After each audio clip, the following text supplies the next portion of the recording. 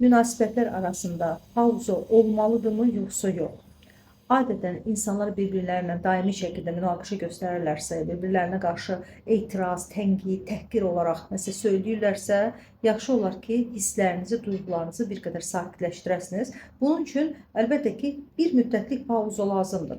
Lakin o pauzanı nə cür dəyərləndirəcəksiniz? İndi bu barədə sizə qısa da olsa təlimat verəcəm. Çünki ayrılıq, yəni bir müddət bir-birinizi danışdırmamaq, küslü qalmaq, sonra yenidən barışmaq bu problemi həll etmir. Buna deyilir emosional yerləncə. Yəni sanki siz bir qədər sakitləşirsiniz, sonra bir araya gəlirsiniz, amma probleminizin səbəbi, kökü olduğu yerdə də qalır.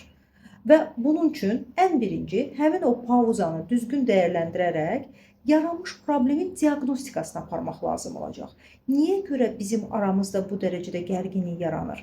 Buna gətirib çıxaran hansı psixoloji səbəblər var? Bu istiqamətə dəqiq diaqnostika keçirmək istəsəniz, sizi dəvət edirəm münasibətlərdəki audit mərhələsinə. Yəni, bir növ yaranmış problemin dəqiq diaqnostikasını keçirə bilərik. Sizin necə bir şəxsiyyət olduğunuzu deyil, aranızda yaranmış münasibət modelini, həmin o davranış tərzinizin yaranma səbəblərini aydınlaşdıra bilərik.